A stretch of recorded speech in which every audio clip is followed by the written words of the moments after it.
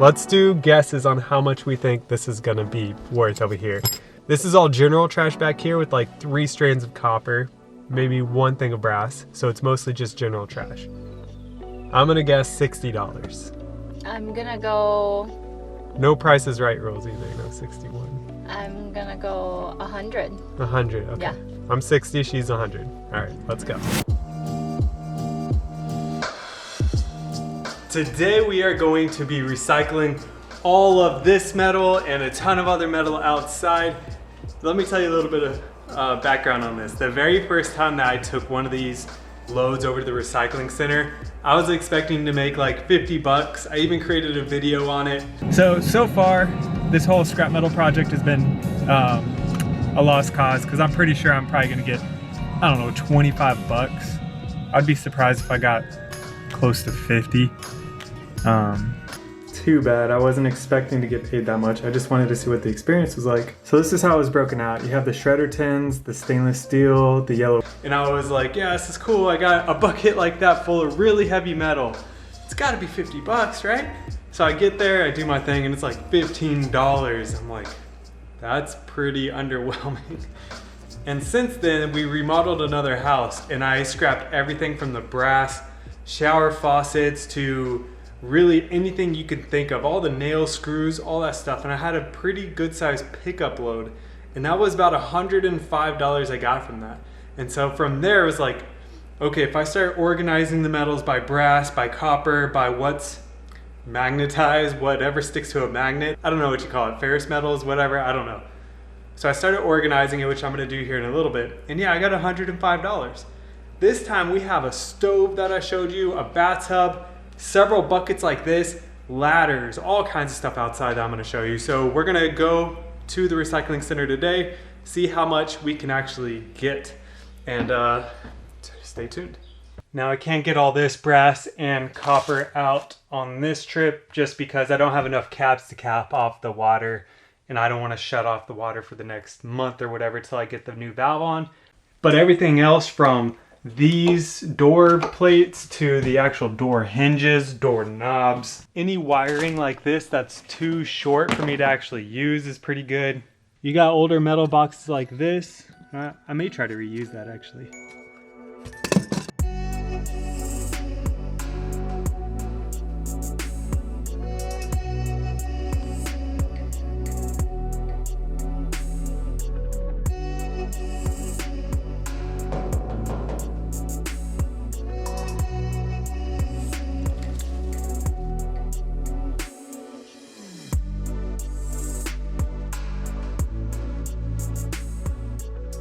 What I'm doing is using this long magnet to test and organize my metals. If you just bring a random assortment, they'll just classify it as general metal and as the lowest dollar amount you can possibly get. Other than what's magnetized, copper, brass, and aluminum are high dollar items and should be separated. I've also found that doorknobs are in their own category and also pay well. Like $10 for a whole house full of doorknobs, I mean that pays for one new knob.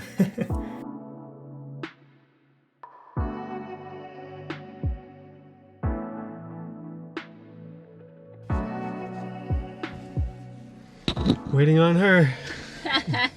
We are doing attempt number 2 at taking the metal recycling that's all back there to the metal recycling yard. It was really backed up on Friday, so it's been back there since, you know, over the weekend, and I can't use my truck for much of anything. So there was a big line last time, it's hard to get in. Let's do guesses on how much we think this is gonna be worth over here. Full disclosure, I already took the doorknobs and a few other little things like a ladder to the smaller place, and then they told me I needed to go to the bigger place for this other stuff. So for just doorknobs and an aluminum ladder, I got about 20 bucks. Somehow $20 exactly. It's a little sketchy. I'm gonna guess $60. I'm gonna go... No Price is Right rules either, no 61. I'm gonna go 100. 100, okay. Yeah. I'm 60, she's 100. All right, let's go. All right, so the first step is get on the scale, and there's a green light. And there's our weight, 6,200 pounds. And I think we're close to 5,300 normally, so it's almost 1,000 pounds of metal. Wow, this place is cool. Whoa. Oh my god, you're moving so fast.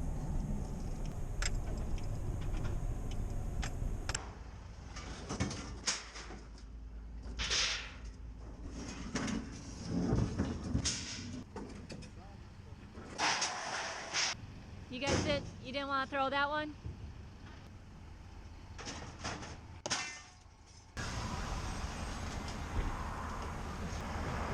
Is ready getting it now? Alright, how much was it? 20, 40, 60, 80. 80. 1. And we still have some copper left. So you won by $1. No, I guessed $100.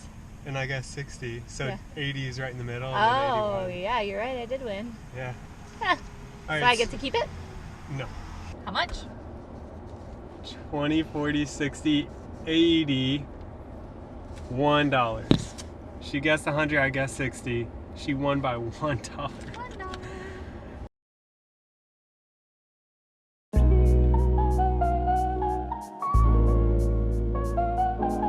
If you're wondering how to fish tape wire through holes through your joists and crevices through the wall and everything, you've come to the right place because I am a master of figuring out information. And this weekend I studied how to use this. Because what I was doing was I would simply, this is how the hook came, kind of like, let me click on this to clear that up right there, like that. So what I would do is I would just slip this in and bend that a little bit. Well, the problem is I'm going through a tiny hole now right there through 3 different joists that are only 3/4 inches, like the little holes, 3/4 inch holes. That is not gonna fit. What I have found, and I will show you the correct way to fish tape wire through there. So you're gonna need to waste a bunch of wire. I know, right now it's like $1 a foot, real expensive. But you gotta cut this sheathing or casing, whatever it's called, way back. Something like that there. Actually, I'm gonna lead with the copper. So I'm gonna cut the black back a little bit, right here. And then cut the white back even further, like right there. So what I have here is this wire will go through the hole first. That makes it easy. Then this one will go in second. And that way it just gets a little bit bigger. And then the white down here, a little bit bigger while these two are already through. And then the whole casing down here. So it's almost like a triangular tip going through the hole. So now I'm gonna waste a bunch of electric tape. Basically going to smooth this whole thing out.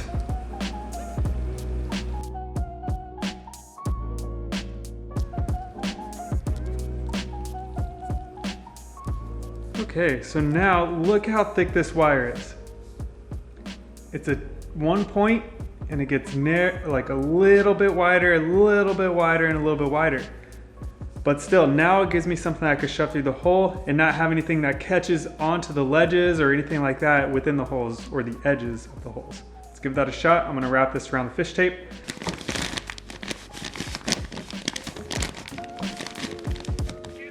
Let me break down the strategy I used here.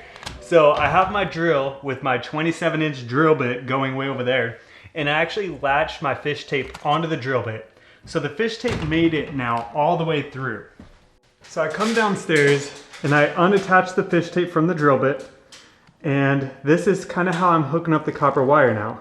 You can see I've just twisted it around a little bit. I'm just gonna pinch this closed a little bit more with pliers, and then I should be able to pull it through. And if not, I'm probably just gonna go ahead and cut the sheetrock out because I'm tired of messing with this. And then once I do get that, so what's gonna happen is this light here is where my main power is. This is where the old light was. It's feeding power to this light right here. That's 1. And then 2 over here. That one is running all the way through here into here where I just pulled this in right there. And then that wire is just running in between the joists of that one, which is my last light. And that's how you hook them up. Same thing over there. I got all my wires ready. These are already good to go and be hooked up. Having Saturday and Sundays off is a huge value because you have time to actually take a step back from things and figure it out in your head and then come back to the job site and get it done. That's pretty cool. Okay.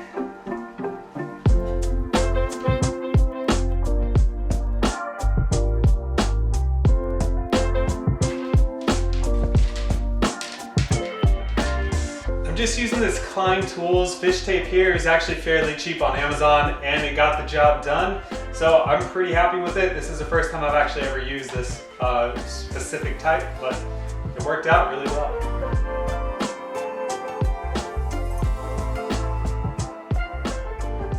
We got a knockout hole here, knockout connector here. So I'm gonna push the wire through there, wire them up, and then plug in the light.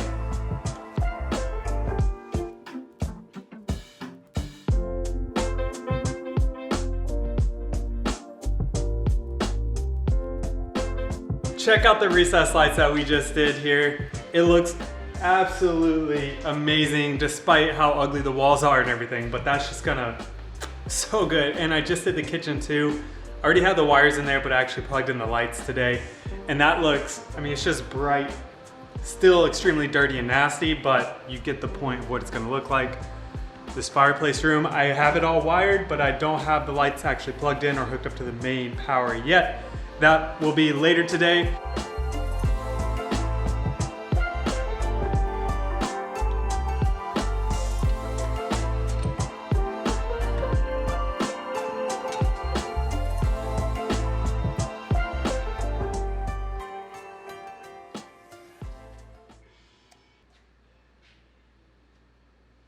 Recessed lights are easy.